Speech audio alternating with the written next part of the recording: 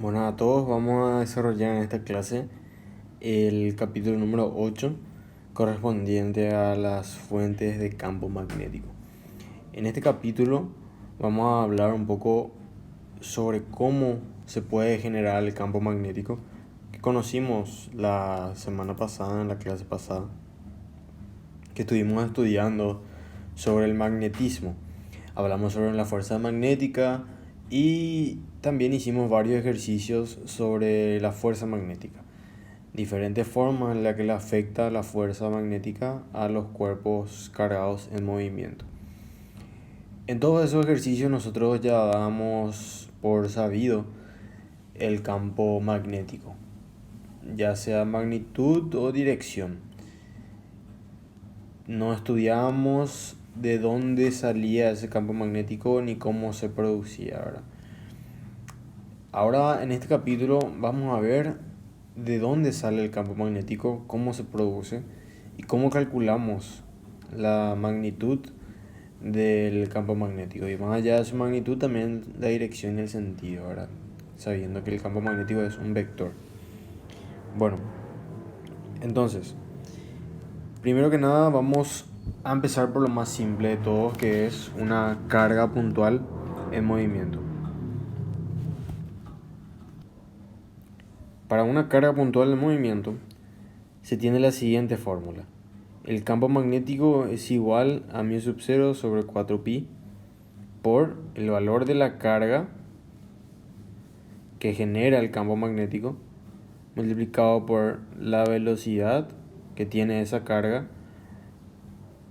vectorialmente con el versor R. El versor R es el versor de la distancia entre la carga Q y el punto al que nosotros queremos determinar el valor del campo magnético, ¿verdad? Y es dividido el módulo al cuadrado del vector R. Bueno, entonces, suponiendo que tenemos nosotros una carga Q, esta carga Q, vamos a suponer que es positiva, esta carga, ¿verdad?, se desplaza con una cierta velocidad.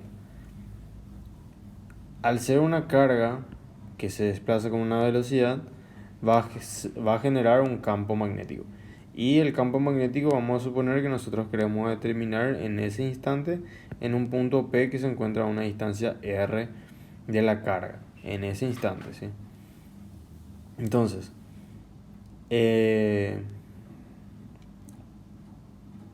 todos esos son los elementos que entran dentro de esta fórmula, que es una fórmula que se determinó por medio de ensayos de laboratorio. Entonces, esta fórmula es una fórmula empírica, no tiene una demostración, sino que fue resultado de unos ensayos y se determinó que el campo magnético producido por una carga puntual de movimiento es igual a esto, ¿verdad? Donde se tiene, ¿verdad?, todos esos elementos acá dibujados. Entonces, para tener en cuenta, esta carga Q es la carga de la partícula que genera el campo magnético. La velocidad es la velocidad de la partícula que genera el campo magnético. Y la distancia es desde la carga que genera el campo magnético hasta el punto que nosotros queremos determinar el valor del campo magnético. Bueno, hay que tener en cuenta que esto es un producto vectorial, ¿sí? Entonces esto es sería el módulo de la velocidad multiplicado por 1, porque ese es el módulo del versor R, por el seno del ángulo que forma V y la distancia R, que sería este ángulo que está acá, ¿sí? Eso es muy importante saber. Hay que tratar esa ecuación como tal, ¿sí? Una ecuación vectorial. Y a partir de esta ecuación es donde nosotros vamos a ver las demás ecuaciones y vamos a ir a conocer sobre los demás elementos que generan campo magnético. El siguiente sería el elemento de corriente. Así como nosotros vimos en casos de campo eléctrico, nosotros teníamos la fórmula del campo eléctrico para una carga puntual y podíamos utilizar esas ecuaciones para un elemento, para un cuerpo que no sea puntual, que puede ser lineal, ¿verdad?, que ¿De qué forma? Utilizando la ecuación para una carga puntual, pero de forma diferencial. ¿Sí? Tenemos que usar las ecuaciones diferenciales para poder integrar y determinar de esa forma el valor del campo magnético, del campo eléctrico en ese caso, del cuerpo, ¿verdad? Considerando que ese cuerpo está compuesto por infinitas cargas puntuales. Y el mismo concepto se utiliza acá. Se utiliza esta ecuación para una carga puntual en movimiento, suponiendo que este elemento de corriente está compuesto por infinitas cargas puntuales en movimiento, vamos a decir, ¿sí? Entonces, la misma ecuación que vimos arriba, expresada de forma diferencial, ya desarrollada el producto vectorial. Y acá, ¿qué tenemos? Tenemos la carga total. La carga total está definida como veníamos definiendo últimamente, siendo n el valor de partículas en un determinado volumen. A por dl sería el volumen de este cilindro rojo, ¿sí? A sería el área transversal y dl este pequeño diferencial, ¿verdad? La altura de este cilindro. Entonces, el volumen de este cilindro multiplicado por la cantidad de partículas en un determinado volumen me da la cantidad de partículas. Si yo multiplico la cantidad de partículas por la carga individual de cada partícula, me da la carga total encerrada dentro de este volumen. Entonces esta es la carga total. Eso se reemplaza acá, ¿sí? Y se tiene esta ecuación, donde nosotros vemos NQ por A por B. Si nos recordamos del capítulo 5 de corriente de intensidad de corriente, este valor es igual al valor de la intensidad de corriente. Entonces, reemplazando, tenemos de esta forma: mu sub 0 sobre 4pi por el valor de la intensidad por el diferencial L por el seno del ángulo. Y hay que recordar de dónde salió este seno del ángulo. Este seno del ángulo es el ángulo entre el versor R y el vector velocidad. ¿Y dónde está el vector velocidad? El vector velocidad se quedó acá. Y el vector velocidad, si nosotros dibujamos la partícula, para que se entienda mejor, dibujamos ahí una partícula, tiene una cierta velocidad v, con una carga q. Y hay después otras miles de partículas acá con esa misma velocidad v, que sería la velocidad de deriva. Esa velocidad, generalmente, lo que se toma, o sea, esta velocidad se traduce en una intensidad de corriente I. Lo que generalmente se hace, para no entrar en conflictos con el tema de signos, se toma el diferencial L en la misma dirección que la intensidad de corriente, ¿sí? Es importante que hagan esto, ¿sí? Importante que tengan eso en cuenta al momento de ubicar su diferencial L y de esa forma distribuir ustedes sus límites de integración. Pero eso vamos a ver más adelante cómo aplicar bien. Entonces, lo que queríamos saber es de dónde sale ese seno del ángulo. Si suponemos que nosotros queremos calcular en este punto P,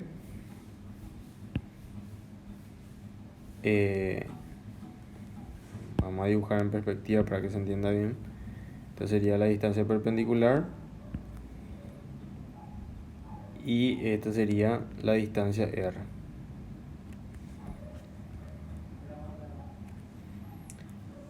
Entonces, este ángulo que hay entre la velocidad y el vector R es el ángulo que nosotros necesitamos conocer, ¿sí? Ahora, Generalmente, por simetría, ese ángulo, o sea, este diferencial L vamos a tener que poner en función de diferencial θ, o generalmente ese ángulo se puede llegar a, el seno de ese ángulo puede llegar a ser 1, ¿verdad? Siendo ese ángulo igual a 90. Depende mucho de qué situación tenemos, ¿verdad? Pero es importante saber cuál es ese ángulo para así tratarlo, ¿verdad? Vamos a ver más adelante en un ejercicio cómo se puede tener ese ángulo. Bueno, ahí queda entonces de esta forma. Campo magnético para un elemento de corriente.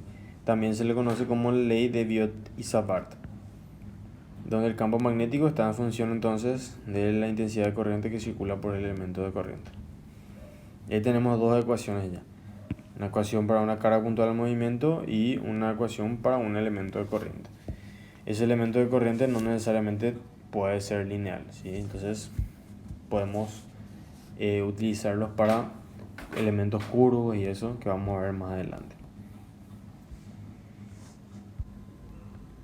Vamos a hacer entonces este ejercicio para aplicar un poco la fórmula que vimos recién de la ley de Biot y Savart, ¿sí? Tenemos un conductor largo y recto que transporta corriente.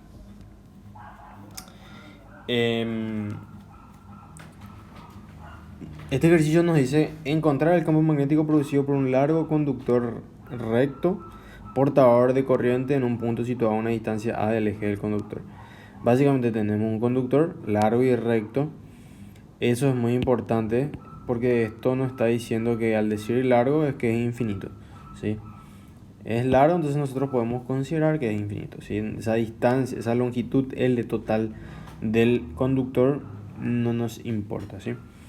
Bueno, entonces ahí hay un dibujito donde está más o menos representado todo.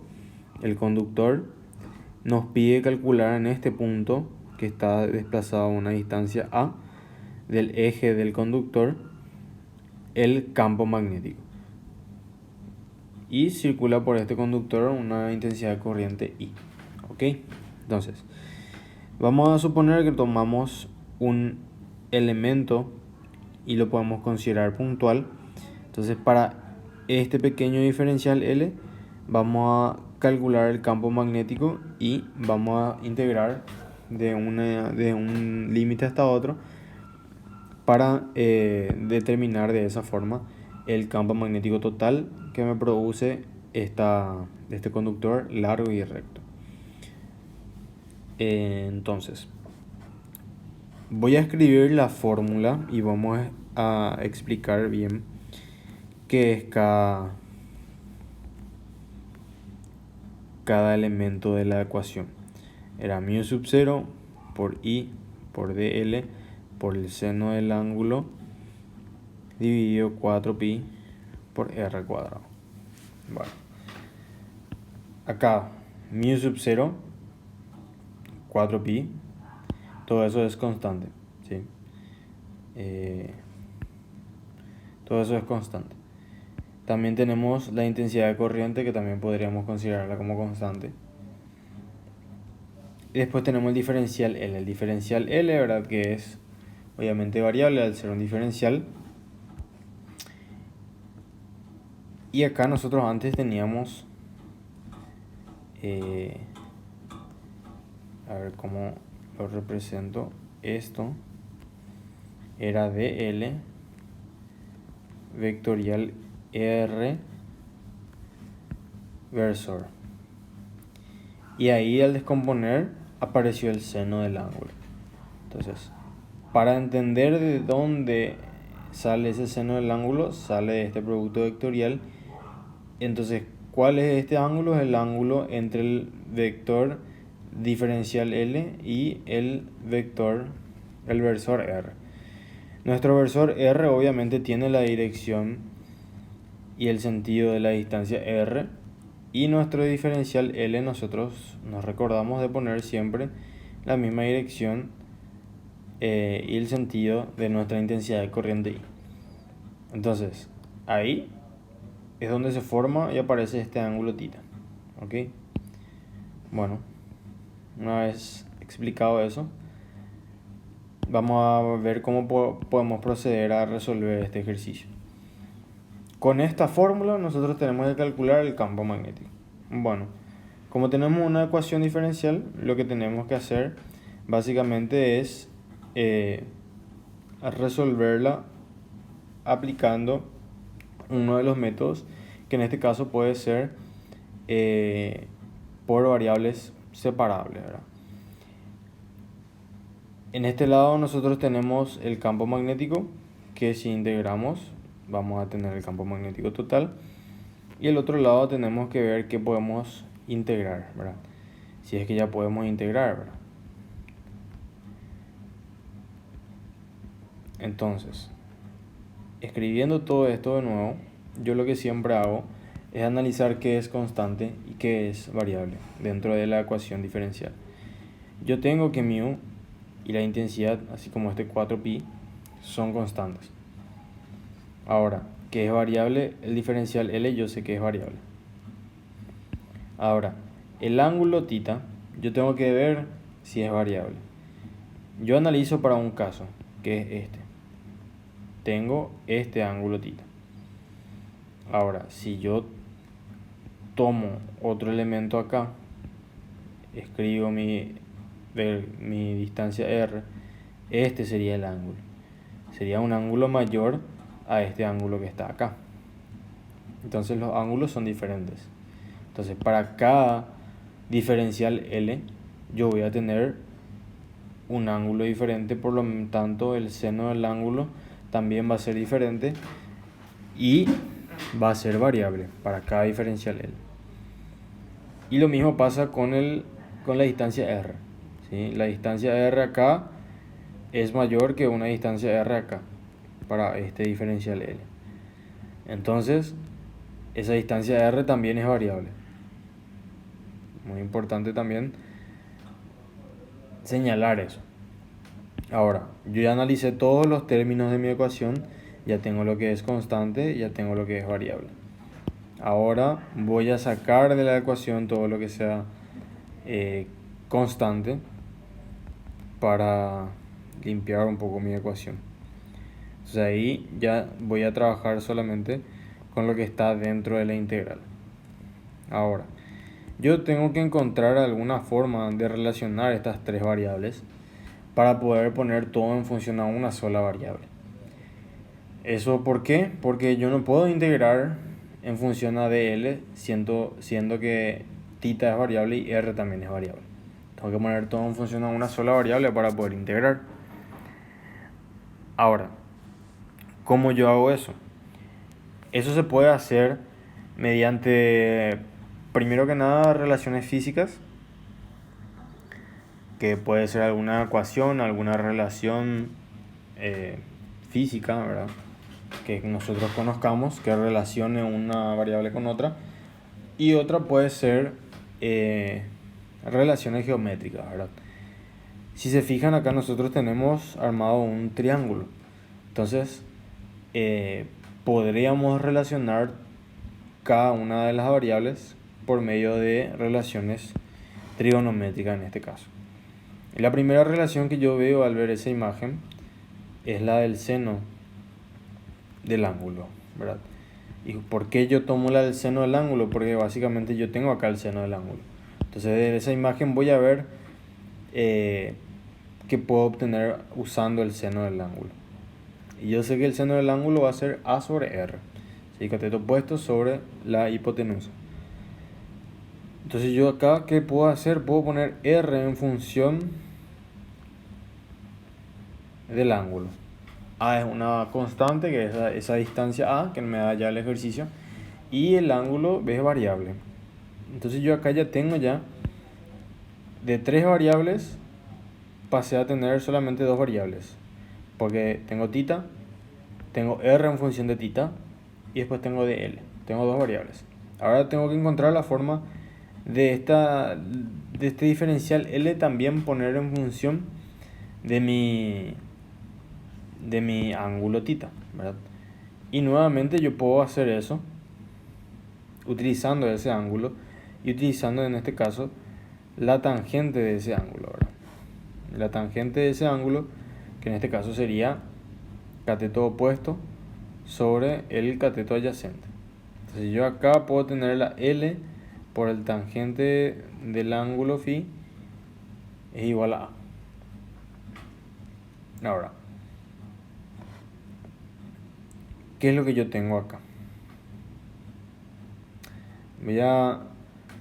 Como yo tengo acá el ángulo que es variable y la longitud también que va a variar dependiendo de dónde está el diferencial L, yo lo que voy a hacer es separar ambas variables. Voy a poner L de un lado y el ángulo de otro. ¿Okay? Voy a poner así. O sea, yo tengo una variable de un lado y otra variable del otro lado.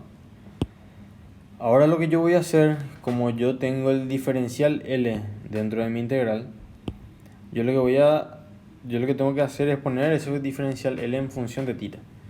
Como yo ya tengo una ecuación acá de L en función a θ, voy a diferenciar esta ecuación, voy a derivar ambos miembros y así voy a tener el diferencial L en función a θ.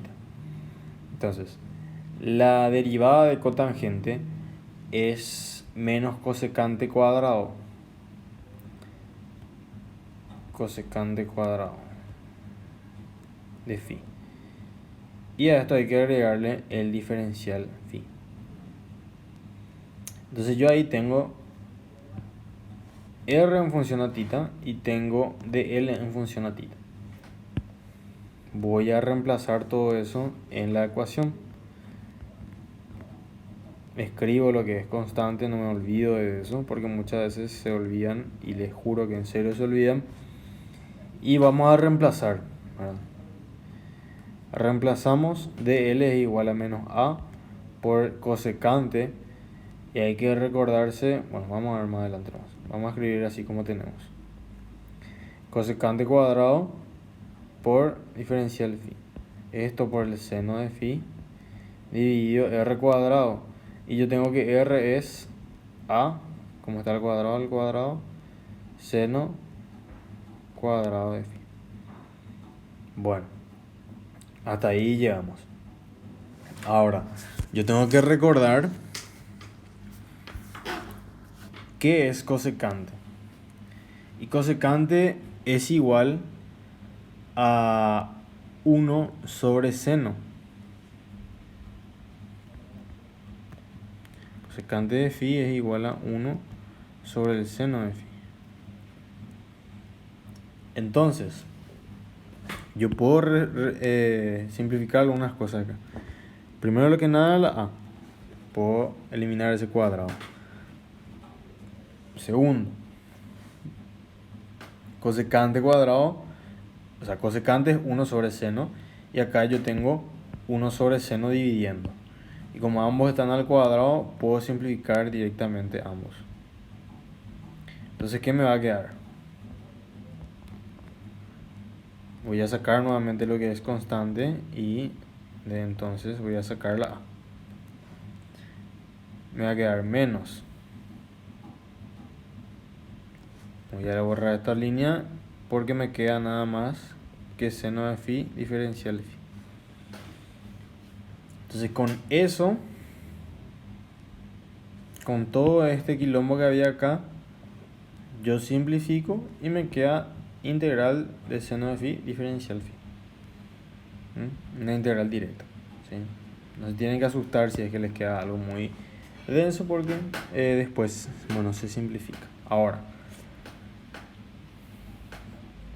todo está en función a una sola variable que es el ángulo phi.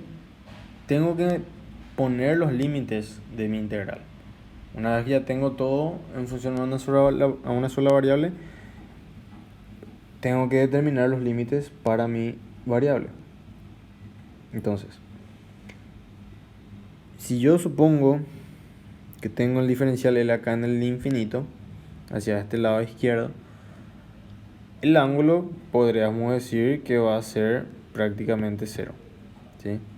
A medida que yo me voy alejando, el ángulo va a disminuir. En el infinito va a ser 0. Y después acá en este punto, el ángulo va a ser pi sobre 2. Y después si me voy yendo hacia acá, el ángulo hay que recordar es este. Se va a ir abriendo y en un punto acá, en el infinito, el ángulo va a ser 120. Va a ser pi. Entonces yo tengo dos opciones acá. Como tengo simetría, puedo hacer desde el ángulo 0 hasta el ángulo pi sobre 2 y después el resultado multiplicar por 2. O puedo hacer desde el ángulo 0 hasta el ángulo de pi. Queda igual, ¿verdad? Entonces, voy a hacer de 0 a pi. Voy a tomar todo el conductor completo. Entonces yo, ¿qué hago? Integro. Escribo lo que es constante. No me olvido nunca de eso. Voy a poner ya el signo menos acá. Y la integral de seno de phi es coseno de phi. Y esto hay que evaluar de 0 hasta pi. Coseno menos coseno tiene que ser. Entonces ahí este signo menos se va. Me va a quedar de esta forma. Entonces ahí yo tengo que evaluar. Mi campo magnético va a ser igual a, en valor absoluto obviamente, siempre porque estamos hablando de la magnitud, ¿verdad? Después vamos a ver la dirección. En este ejercicio solamente quiero ver la magnitud. Aunque capaz les muestro. Bueno, vamos a resolver. Hacemos coseno de phi. Tenemos que evaluar de 0 hasta pi.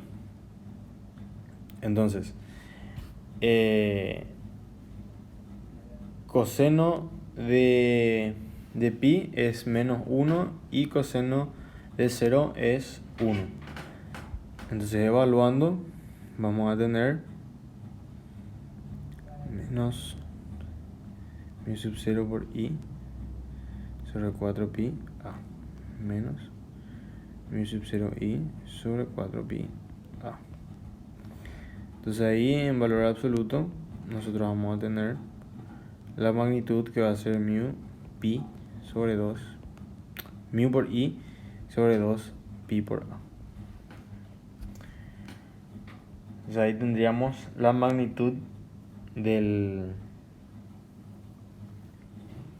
campo magnético. Ahora vamos a entrar en la parte de dirección, ¿sí? Vamos a entrar en la parte de dirección para entender bien, ¿verdad? ¿Por qué yo les digo valor absoluto? Porque a mí me gusta trabajar en valor absoluto, porque yo después analizo acá el gráfico y determino de forma gráfica la dirección y el sentido que tiene mi campo magnético, ¿verdad? Entonces ahí ya no me meto más con el tema de los signos. ¿Cómo yo determino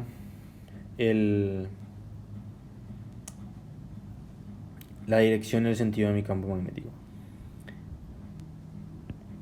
Yo lo que tengo que hacer con mi mano derecha es colocar mi pulgar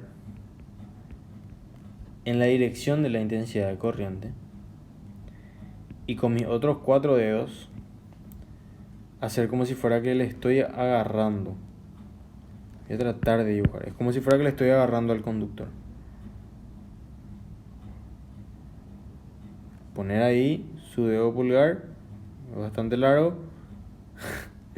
Después, con sus otros 4 dedos,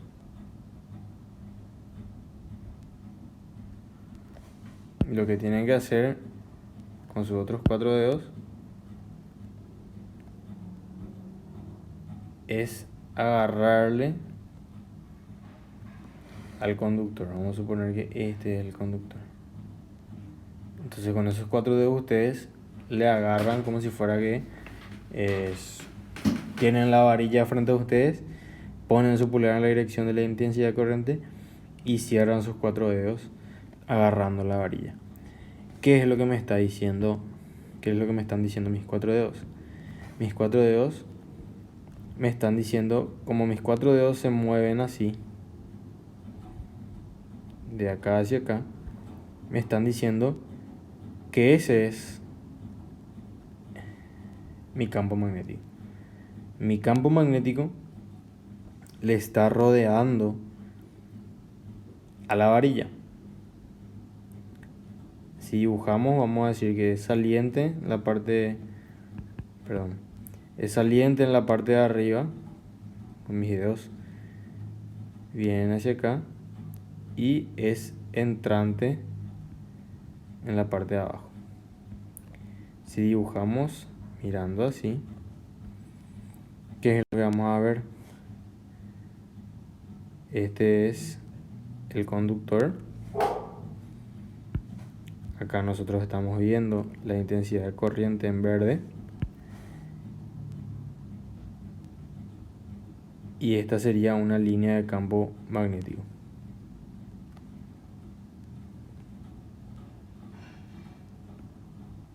El campo magnético le está rodeando a la varilla. Eso básicamente es...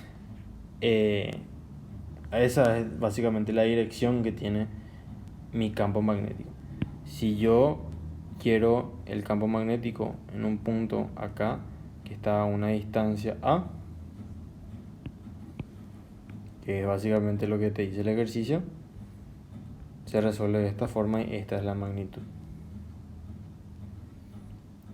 Vamos a ver mucho más adelante, mucho mejor más adelante sobre este tema. Pero así se resuelve este ejercicio para un elemento largo y recto, ¿sí? Se aplica la ley de Biot y Savart. Más adelante vamos a ver una forma más fácil de resolver esto. Determinar el campo magnético de una espira circular de corriente. En este caso lo que nosotros tenemos es una espira que es circular, ¿verdad? Ahí está de perspectiva, por eso no parece completamente circular. Están dibujados acá los ejes para que se pueda entender bien el dibujo. Y vamos a determinar el campo magnético producido por esta espira, en el cual circula una intensidad de corriente I. En ese sentido, ¿sí? Es muy importante saber el sentido de circulación de corriente. Para este punto P, ¿verdad? Que está situado a una distancia X del eje. Entonces, nosotros lo que tenemos que encontrar entonces es el valor del campo magnético en función a esta distancia X, ¿sí? Eso es lo que hay que encontrar. Entonces vamos a considerar esta distancia X como si fuera una constante, ¿ok? Bueno, básicamente lo que tenemos que hacer nuevamente es tomar un punto, un pequeño diferencial, para considerarlo como puntual, ¿sí? Otra vez, el diferencial L lo dibujamos en la misma dirección y sentido que tendría la intensidad de corriente en ese punto. La intensidad de corriente está circulando de izquierda a derecha, ¿verdad? Acá abajo, de izquierda a derecha. Vamos a decirle en sentido contrario a las manecillas del reloj, ¿sí? En sentido contrario. Entonces, en este punto, acá arriba, va a tener esa dirección y ese sentido. Entonces, por eso el diferencial L tiene ese sentido, ¿sí? Es hacia ahí. Porque eso es lo que nosotros tenemos que hacer siempre. Colocar nuestro diferencial L en el mismo sentido que nuestra intensidad de corriente I. Bueno, ahora nosotros queremos determinar en este punto. ¿Y cuál va a ser esa distancia R? Va a ser esta que está acá dibujada en naranja. Es la distancia R. Por lo tanto, ese es el vector R. Ahora, el campo magnético, por su ecuación, vamos a escribir nosotros de forma vectorial mu sub 0 por I por diferencial L versor R 4pi R cuadrado. Lo que tenemos acá nosotros es un producto vectorial. El resultado de un producto vectorial es otro vector que es perpendicular a estos dos. Entonces, el campo magnético es perpendicular al vector de L y es perpendicular al versor R. Entonces, si nosotros miramos, acá está nuestro vector de L y acá está nuestro versor R. Nuestro campo magnético tiene que ser perpendicular a esos dos vectores. Si este campo magnético nosotros lo trasladamos acá,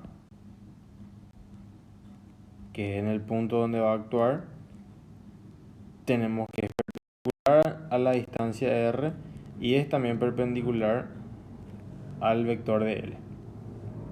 Entonces ahí ese sería mi vector campo magnético, ¿sí? Así es como se dibujó ahí. De esa forma se determinó. Ahora, en esa posición, el vector campo magnético tiene dos componentes. Una componente en X y una componente en Y. Al tener dos componentes, lo que nos va a hacer más simple a nosotros para poder calcularlo es descomponer el campo magnético en esas dos componentes. Una componente en I, que va a ser mu sub 0 por L por DL, perdón, mu sub 0 por I por DL, dividido 4pi por R cuadrado, multiplicado por el seno del ángulo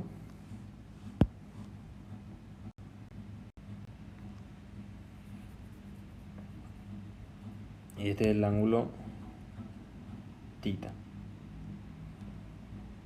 Y después su componente en X,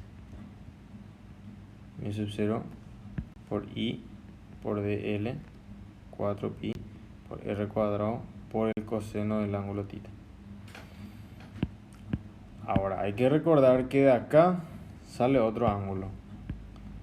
Este ángulo es seno de phi. Ese ángulo es el ángulo entre el vector de L y el versor R, que en este caso es 90 grados. El versor es perpendicular al vector de L. Al ser perpendicular, este seno se hace igual a 1. Entonces, por eso ya no aparece más acá. Este ángulo θ es el ángulo que hay entre este eje vertical, el eje Y, y la distancia R. Ese es el ángulo θ, que fue trasladado acá. Este es ángulo entre paralelas, que es recto oblicuo. Estos ángulos son iguales. Y como este R es perpendicular a B, θ más este ángulo es 90. Pero como este es perpendicular a este ángulo más este también es 90. Como este más este era 90, este que está acá también tiene que ser θ.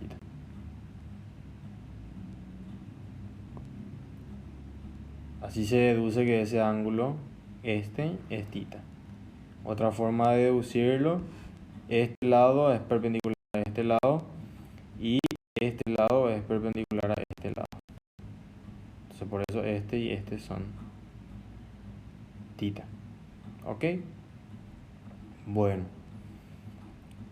Ahora, una vez que ya determinamos ese ángulo θ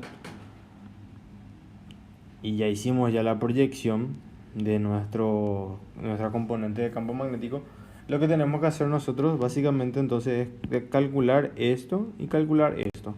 Luego sumar a ambas componentes para tener el campo magnético, ¿sí? Y hay que tener también en cuenta la componente en Z, ¿verdad? En este caso, para este punto no voy a tener un componente en Z. Pero vamos a analizar más adelante para otro punto. Ahora, para este punto, ¿Qué es lo que pasa acá? Para este punto, mi campo magnético es hacia acá y mi componente en I es hacia arriba. Yo tengo su simétrico que está acá. En este punto, el campo magnético va a ser hacia acá. Yo voy a tener esta componente en X y una componente en Y que va a ser igual a esta, pero va a ser hacia abajo. Entonces esta se va a anular con esta. Y lo mismo va a pasar para cualquier punto. Si yo calculo este y este, se van a ir simplificando.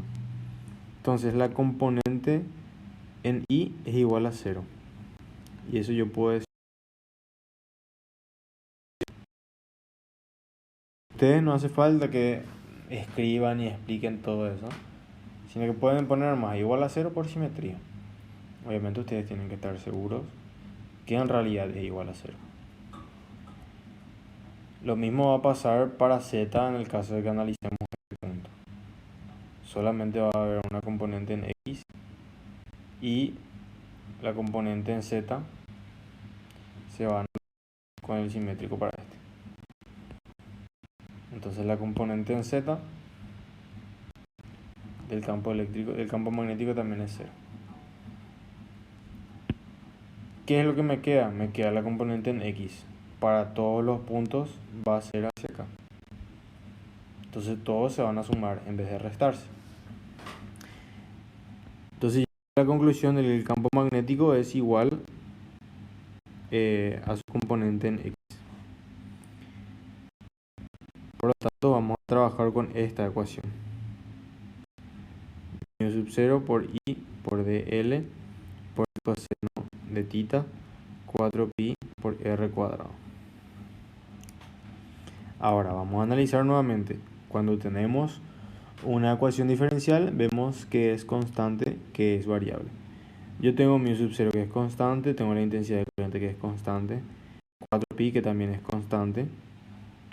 ¿Y qué más tengo acá?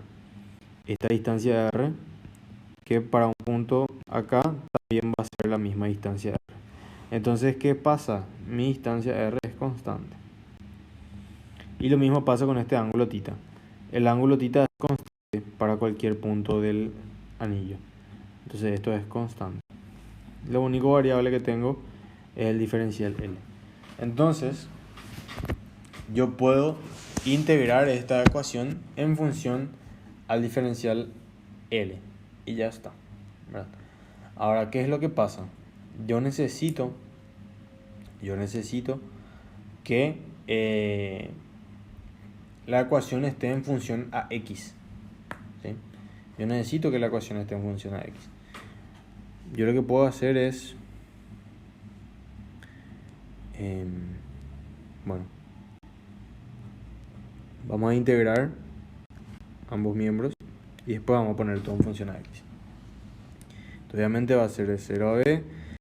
Tengo ahí el campo magnético que va a ser igual a mu sub 0 por I por el coseno de θ sobre 4pi por r cuadrado. Esto es igual a la integral de diferencial L. Y yo voy a tomar que mi longitud va a variar desde 0 hasta todo el perímetro, ¿verdad? De 0 hasta 2pi por A. Donde A, si nos recordamos, es el radio de nuestro anillo. Entonces básicamente acá lo que tenemos es que el campo magnético es igual a por I por el coseno de θ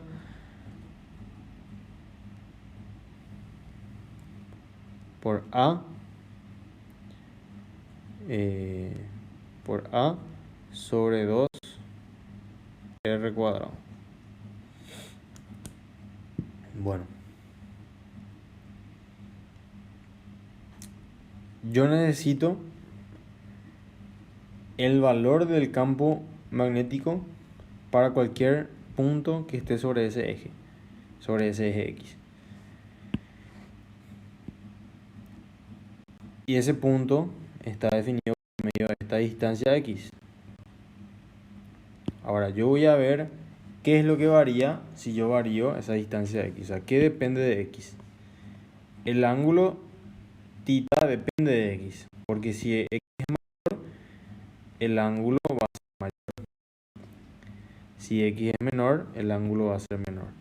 Entonces, yo tengo que poner θ en función a x. ¿Cómo hago eso? Muy sencillo, por ecuaciones geométricas, en este caso trigonométricas. Puedo tomar directamente el coseno de θ. El coseno de θ va a ser A sobre R. Ahora yo tengo coseno en función a R. ¿Y qué es lo que pasa acá? Esa R varía también, y sí varía porque es la distancia justamente. Si x aumenta, la distancia es mayor. Si x disminuye, la distancia es menor. Entonces yo tengo que poner R también en función a x. Y como es la hipotenusa de mi triángulo que se forma ahí, yo voy a escribir esta ecuación. Entonces ahí yo tengo que el coseno es igual a raíz cuadrada de a cuadrado más x cuadrado. Eso yo reemplazo en mi ecuación y voy a tener mi sub 0 por i por el coseno de θ, que va a ser a dividido a cuadrado más x cuadrado. Todo esto por a dividido 2 por r cuadrado, donde r cuadrado es a más x cuadrado. Si yo pongo esto de una forma más linda, lo que voy a tener es lo siguiente: mi sub 0 por i por a cuadrado dividido 2 por a cuadrado más x cuadrado elevado a la 2 tercios. No, a la 3 medios sería. A la 3 medios. Entonces ahí yo tengo la ecuación que me da el valor de la magnitud del campo magnético para cualquier punto que se encuentra sobre el eje X. Una espira circular que transporta corriente que tiene un diámetro A, o sea, un radio A. Y así es como se determina el campo magnético para una espira circular que transporta corriente. Y hay que tener en cuenta cuál es la dirección y el sentido. La dirección es la misma del eje X y el sentido, de verdad, depende de cómo esté girando la intensidad de corriente. En este caso, como es el sentido de la el sentido contrario de la manecilla del reloj, se tiene que es eje X positivo. Ahora, si ustedes resuelven tomando este sentido,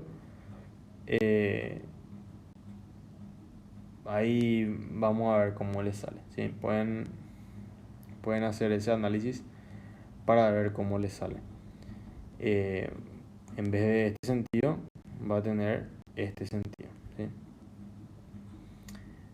Y eso es todo por la regla de la mano derecha. Ponemos nuestra mano derecha en DL y cerramos hacia R y nos va a dar el pulgar de nuestro campo magnético. Vamos a pasar a ver ahora un concepto que es la fuerza entre alambres paralelos. Tenemos dos alambres que transportan corriente. Se ve acá en el dibujo un alambre que transporta una intensidad de corriente I' y otro alambre que transporta una intensidad de corriente I. Ambas intensidades de corriente son hacia la misma dirección, ¿verdad? Tienen el mismo sentido. Y cada una de ellas produce un campo magnético. Están separadas a una distancia r. Obviamente, el campo magnético que produce una le va a afectar a la otra. ¿Y cómo le va a afectar? Produciendo una fuerza sobre ella, ¿verdad? Entonces, vamos a suponer que el campo magnético B es el producido por esta varilla con una intensidad de corriente I, que se ve representado ahí por esas líneas celestes que serían las líneas de campo magnético para ese campo magnético producido por esta varilla que transporta una intensidad de corriente I. Ahora, ese campo magnético le afecta a esta varilla produciendo una fuerza sobre ella. Esta fuerza va a ser en esta dirección si es que utilizamos la regla de la mano izquierda, el índice en la dirección del campo magnético, el dedo medio en la dirección de nuestra intensidad de corriente y el dedo pulgar nos va a indicar la dirección de la fuerza. Entonces por eso la fuerza es hacia abajo en esta situación, ¿sí? Eso es lo que pasa cuando las intensidades de corriente son hacia el mismo sentido, por así decirlo. Bueno, entonces nosotros podemos determinar el campo magnético producido por esta varilla a una distancia r. Y eso está determinado por medio de esta ecuación que nosotros ya calculamos anteriormente en el ejercicio pasado. El campo magnético es igual a μ sub 0 por I sobre 2pi por R.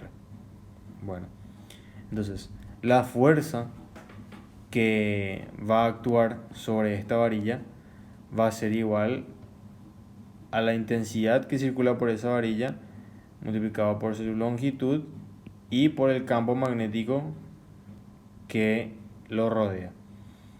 Este campo magnético es este. Entonces, si nosotros este campo magnético introducimos acá, lo que vamos a tener va a ser esta ecuación. Y si calculamos la fuerza por unidad de longitud, vamos a tener esta expresión. Esto sería la fuerza por unidad de longitud para dos conductores largos, paralelos y portadores de corriente. Y cabe destacar que cuando la intensidad es hacia el mismo sentido, en ambas varillas la fuerza es de atracción. Cuando cambiamos y tenemos el sentido opuesto en una de las varillas, la fuerza va a ser de repulsión, ¿sí? Entonces, cuando tenemos dos varillas largas y transportadoras de corriente, podemos aplicar directamente esta ecuación. Ahora, vamos a ver un ejercicio para poder aplicar esa fórmula y ver cómo se aplica. Nosotros tenemos dos alambres largos y paralelos que están separados por una distancia de 0,4 metros. Las corrientes I1 e I2 tienen direcciones que se indican. En este caso, tienen direcciones opuestas, ¿ok? Nos pregunta, o sea, nos pide calcular la magnitud de la fuerza ejercida por cada alambre sobre un tramo de 1,20 metros del otro. Y la fuerza, nos pregunta si la fuerza es de atracción o de repulsión. Luego, cada corriente se duplica de manera que I1 ahora es 10 amperes e I2 de 4 amperes. En esas condiciones, ¿cuál es la magnitud de la fuerza que cada alambre ejerce sobre un tramo de 1,20 metros del otro?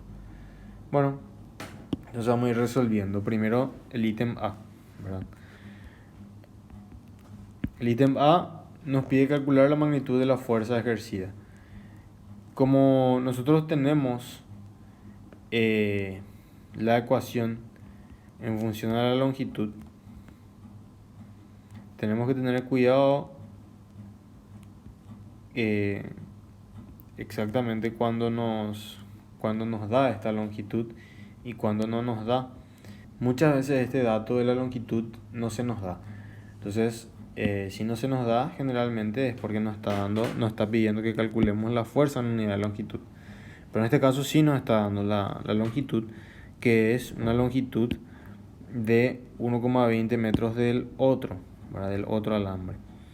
Entonces, básicamente lo que tenemos que calcular es esa fuerza. μ sub 0 por I1, que en este caso es 5 amperes, por I2, que en este caso es de 2 amperes, ¿sí? Luego, sobre 2pi por R, que es R la distancia entre ambas, 0,4 metros, multiplicado por 1,2 metros, tendríamos el valor de la fuerza, que a mí me salió de 6 por 10 a la menos 6 newtons.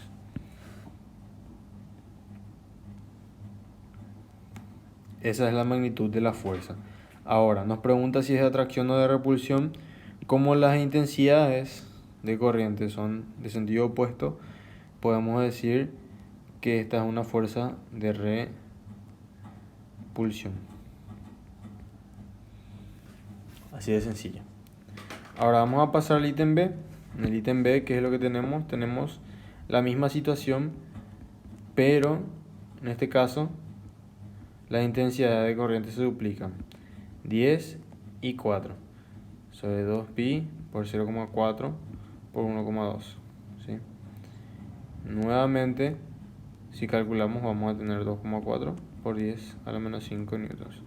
Obviamente esta intensidad de la fuerza es mayor. ¿Por qué? Porque las intensidades de corriente son mayores. Y nuevamente, como no se cambió el sentido de las intensidades, está una fuerza de repulsión. Así de sencillo. Esta es la forma en la que se aplica la ecuación de fuerzas entre dos alambres. Entre dos alambres paralelos largos y transportadores de corriente. Bueno, ahora vamos a ver otra herramienta para poder calcular el campo magnético. Esto nos va a hacer un poco más sencilla algunas situaciones. Se llama la ley de Ampère, que nos permite obtener con mayor facilidad los campos magnéticos generados por distribuciones de corriente con alto grado de simetría. Eso es algo muy importante. Con alto grado de simetría. La ley de Ampère nos dice lo siguiente: la integral cerrada de línea del producto escalar entre el vector campo magnético y el vector diferencial L es igual a mu sub 0 por la I encerrada por la línea. ¿Sí? Es bastante similar a la ley de Gauss, ¿sí? Pero no es igual, ¿sí? No hay que confundir. Algo muy importante acá que menciona esto es que si el producto escalar es igual a 0, esto no necesariamente significa que el campo magnético es igual a 0 a todo lo largo de la trayectoria de la línea, ¿verdad? Sino que la corriente total a través de un área limitada por la trayectoria es igual a 0. ¿Por qué habla de la corriente total? Porque esta I encerrada es la suma algebraica de las intensidades de corriente. Y ahí entramos nuevamente en una discusión, porque las intensidades de corriente son siempre valores positivos. Ahora, como por ejemplo, voy a hacer una suma algebraica y va a resultar 0. Ahora, vamos a ver. Voy a poner un ejemplo. Vamos a suponer que tenemos 3 alambres y estoy mirando así. Estos 3 alambres están dispuestos de esta forma. Por cada alambre circula una intensidad de corriente. Vamos a decir que por esta circula una intensidad de corriente I hacia acá, por esta una intensidad de corriente I hacia acá, y por esta una intensidad de corriente I' hacia acá. Vamos a poner I nomás atrás. Bueno, entonces, por esta circula una intensidad de corriente hacia acá, es I. Por esta una intensidad de corriente que es hacia adentro de la pantalla, que es I también. Y por esta una intensidad de corriente que es afuera de la pantalla, I también. Bueno, ahora yo tengo que definir mi línea cerrada. Y lo más sencillo, vamos a poner más juntos para entender mejor. Lo más sencillo que yo puedo hacer en estos casos es tomar un círculo. ¿Por qué? Porque yo sé el perímetro de ese círculo, entonces no va a hacer falta que yo integre nada, ¿verdad? La i encerrada va a ser igual a i más i menos i, donde yo establezco mi criterio de signos. A estas que son salientes a la pantalla le pongo signo más, y a esta que es entrante le pongo signo menos. Es un criterio que yo tomé. Puedo tomar también otro criterio, que estas dos sean negativas y esta sea positiva. Puede ser también, ¿verdad? Al final me va a salir lo que me tiene que salir, ¿verdad? O sea, ustedes lo que tienen que hacer es básicamente definir condiciones, un criterio de signos, ¿verdad? Cuáles van a ser positivos, cuáles van a ser negativos. Bueno, ahora, ¿qué es lo que me dice el enunciado? O sea, ese pequeño párrafo. Que puede ser que yo agarro y en vez de tomar así, tomo mi integral cerrada de línea así. Entonces me va a quedar que esta es la i encerrada, y la i encerrada es 0. Eso no quiere decir que el campo magnético sea 0, sino que la corriente total a través de esa área es 0, ¿sí? La i encerrada es 0.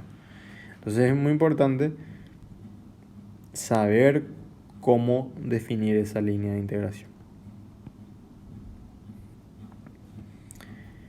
Bueno, y de esa forma se determina también la i encerrada.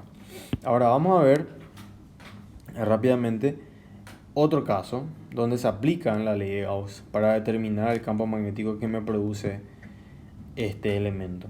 El elemento en cuestión es un solenoide.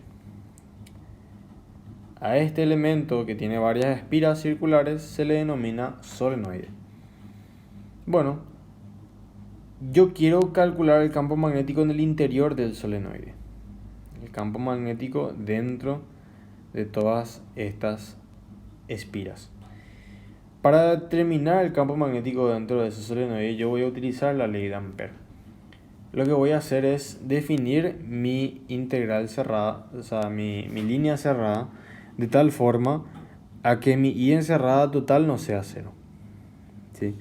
Acá se ve en verde cuál es la línea cerrada que se adoptó y cuáles son las intensidades de corriente. Estos puntos celestes. La intensidad de corriente viene por acá, después sube, sigue las flechas celestes, después baja acá. Entonces en este plano en el que está dibujado la línea, la intensidad de corriente es saliente y acá es entrante. Arriba es saliente y acá es entrante. Si se imaginan eso en 3D, van a darse cuenta mejor. Si les dibujo mirando de un corte, esta sería una espira. Vamos a dejar con el mismo color.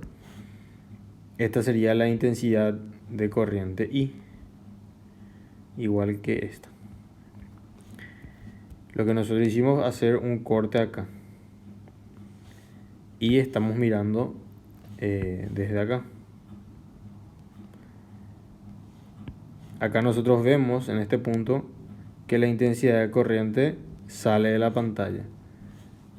Y en este punto nosotros vemos que la intensidad de corriente acá es entrante. Entonces por eso es que acá arriba vemos como un punto y acá abajo vemos como una X. ¿Sí? Bueno, si se fijan, la línea cerrada está encerrando solamente la intensidad de corriente que están arriba. Y es una intensidad de corriente I la que circula. Entonces la I encerrada va a ser 1, 2, 3, 4, 5, 6, N vueltas, N veces I. Ahora, yo podía tomar esto. Y eso no me sirve de nada. ¿Por qué? Porque la I encerrada va a ser 0. Porque tengo igual cantidad de entrantes que de salientes. Entonces la I encerrada total va a ser cero.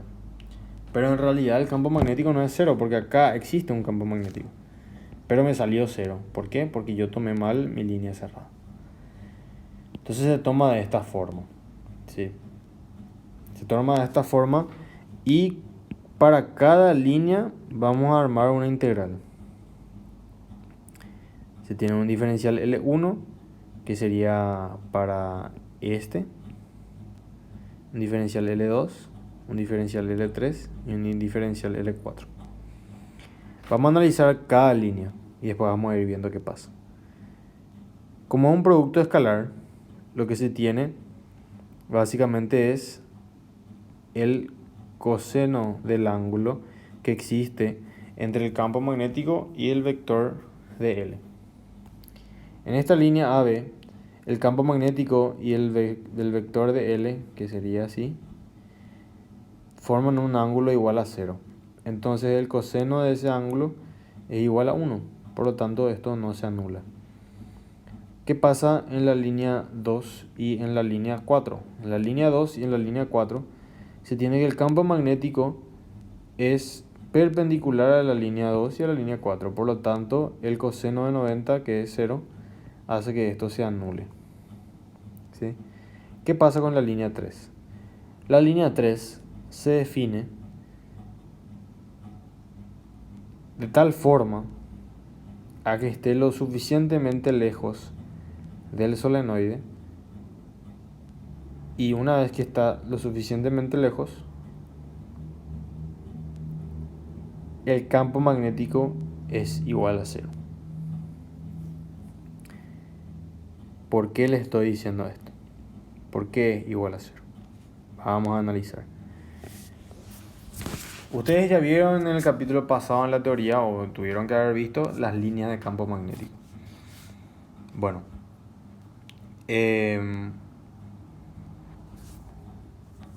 vamos a definir primero cómo determinamos que nuestro campo magnético va de A a B. Y es por el sentido que está girando nuestra intensidad de corriente. Nuevamente tenemos que utilizar nuestra mano derecha. Vamos a ver si puedo dibujar bien ahora, un poco mejor. Tenemos que usar nuestra mano derecha nuevamente. Y en este caso, nuestros 4 dedos tienen que girar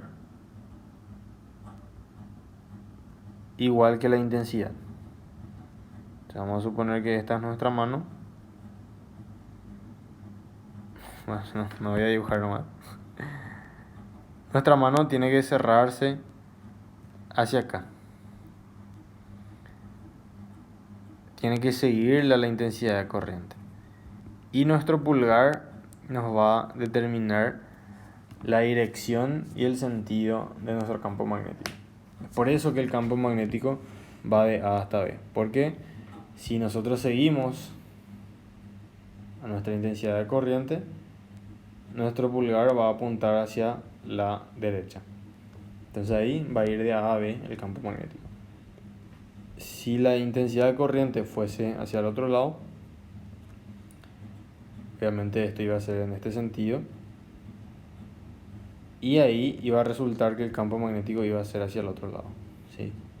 Por eso es que es muy importante en qué sentido está girando la intensidad de corriente o en qué sentido circula la corriente, porque eso afecta al campo magnético, a su dirección, en este caso a su sentido. Bueno, de esa forma está definido el campo magnético en este sentido. Ahora, voy a dibujar algo que después voy a borrar. Nosotros vimos la línea de campo magnético para los imanes. Igual sería para este solenoide. Nosotros tendríamos una línea concentrada acá, que luego sale y vuelve a entrar. Vamos a tener otra misma línea acá, que si nos vamos más lejos se van a separar más, y así sucesivamente se van a ir separando más. Una de las propiedades decía que cuanto más separadas estén, mayor es la diferencia entre una y otro campo magnético, y el campo magnético es menos intenso, ¿sí? Entonces llega un punto que si estamos demasiado lejos,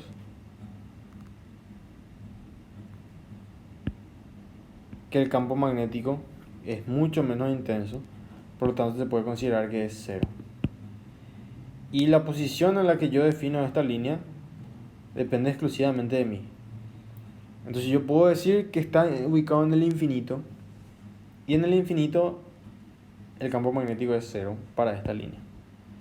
¿Por qué? Porque está situada en un punto, en una zona donde es poco concentrado el campo magnético. En cambio, esta línea está ubicada, esta línea AB, está ubicada en una zona donde está muy concentrado el campo magnético. Entonces es por eso que nosotros podemos considerar este miembro como cero, ¿sí?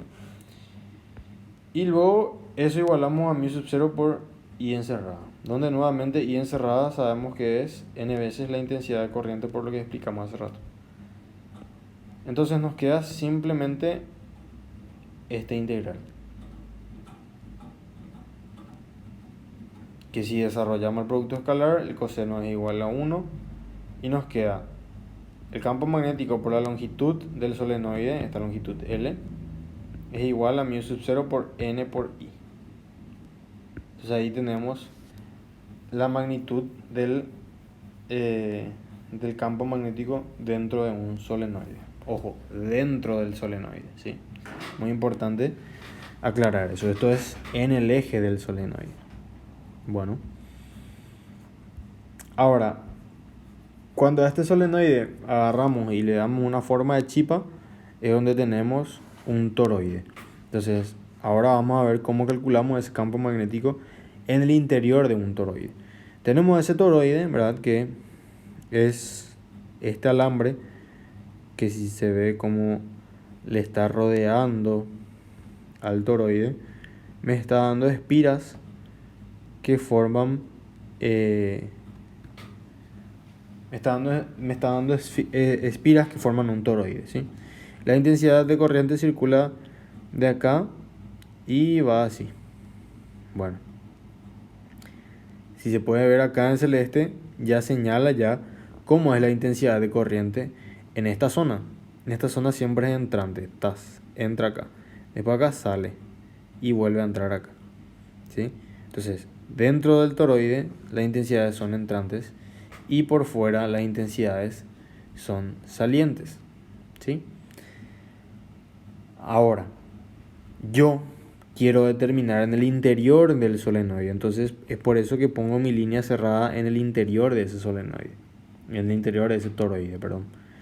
Si yo pongo mi línea cerrada acá, ¿qué es lo que va a pasar?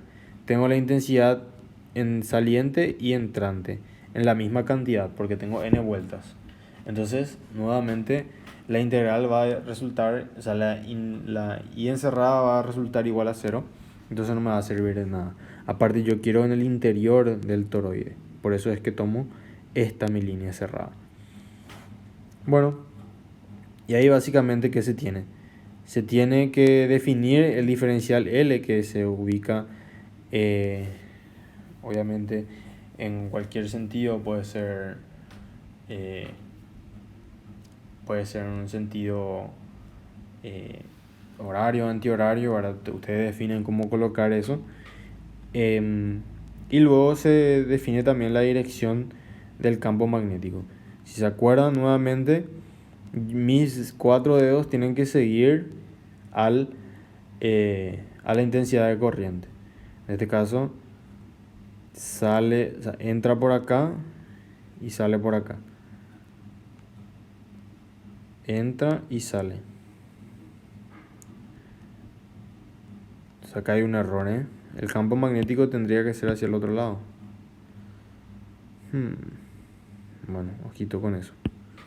Voy a corregir eso después. Ustedes tienen que, con sus dedos, tienen que seguir esta dirección de la intensidad. entra por dentro del toroide y sale por fuera. Entonces, si entra por dentro, en realidad esta sería la dirección, porque ahí va a apuntar mi pulgar. Como si fuera que yo estoy agarrando el toroide, ¿sí? Con mi mano derecha, mi pulgar realmente apunta en el sentido de la línea celeste, ¿sí? Ahí hay un error que hay que tener en cuenta, ¿sí? Y definan ustedes su diferencial L en el mismo sentido que ese campo magnético. ¿Para qué? Para que este coseno sea igual a 1, ¿sí? Bueno, y nuevamente la I encerrada va a ser igual a n veces la intensidad de corriente, y la integral de diferencial L va a ser el perímetro del círculo, que es 2pi por r, siendo r el radio de nuestra línea cerrada, ¿no? Que sería el radio del toroide, ¿verdad? Bueno, y ahí está entonces la ecuación para el campo magnético en el interior de un toroide. Eso ustedes, la verdad que no pueden utilizar, sino que tienen que demostrar, vamos a decirle. Tienen que demostrar para poder utilizar. No utilicen directamente porque capaz se les puede sacar puntos por eso, ¿verdad? Que se les puede decir que copiaron o de dónde sacaron esa ecuación, ¿verdad? Bueno, entonces, generalmente les puede salir ejercicios donde salga un solenoide o un toroide. Entonces, estas demostraciones, entre comillas, es bueno que sepan cómo hacerlas, ¿sí? Para poder después aplicarlas en el ejercicio. Bueno, después ya tienen ejercicios, ya les coloqué ejercicios ya modo exámenes y modo propuestos. La mayoría son temas de años anteriores, donde lo que aplicamos es la ley de Biot-Savart o la ley de Ampère, que son cualquiera de las fórmulas que vimos antes. En este caso puede ser esta, así como también puede ser la fuerza entre dos conductores largos que transportan corriente, o la ley de Ampère. También es muy importante saber que esta ley de Ampère nos sirve cuando tenemos con un alto grado de simetría, ¿sí? Cabe destacar nuevamente eso. Bueno, acá tiene un ejercicio que salió en un examen, por ejemplo, donde se tiene 3 conductores que transportan corriente, y básicamente lo que hay que determinar es el campo magnético en este punto. Entonces lo que ustedes van a hacer es calcular el campo magnético para este y para este por medio de la ley de Ampère o la ley de Biot-Savart también pueden utilizar, y luego hacer la sumatoria de todos los campos magnéticos para determinar el campo magnético en ese punto. Es pura geometría el problema, ¿sí? No hay nada complicado. Luego está este otro ejercicio, que es un ejercicio de fuerzas entre dos líneas.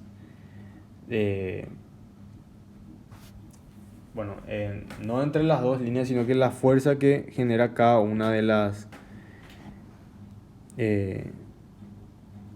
cada uno de los elementos de corriente, ¿verdad?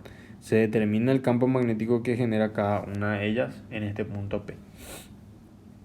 Y este sí es un ejercicio de fuerza entre conductores que también salió en un examen, y básicamente hay que jugar con las direcciones de las intensidades.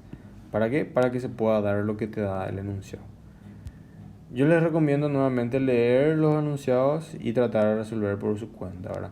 Este, por ejemplo, fue un ejercicio de un segundo taller, ¿sí? Salió este mismo ejercicio sin el dibujo, ¿sí? Salió solamente el enunciado, pero tiene el dibujo para que puedan también entender mejor, ¿verdad?, cómo se realiza el ejercicio. Y este ejercicio es muy interesante porque combina el campo magnético de una línea de elemento recto con el campo magnético producido por una espira, y luego se hace la suma vectorial de ambos y ahí se obtiene el campo magnético total. Es muy interesante porque hace una suma vectorial. Y bueno, esos serían todos los ejercicios propuestos que yo les tengo. Son bastante interesantes todos. Si tienen alguna consulta sobre uno de ellos o si quieren algún repaso o algún ejercicio que quieran que se resuelva que no les esté saliendo, me escriben o me avisan sin ningún problema. Vamos a resolver y vamos a despejar las dudas que haya.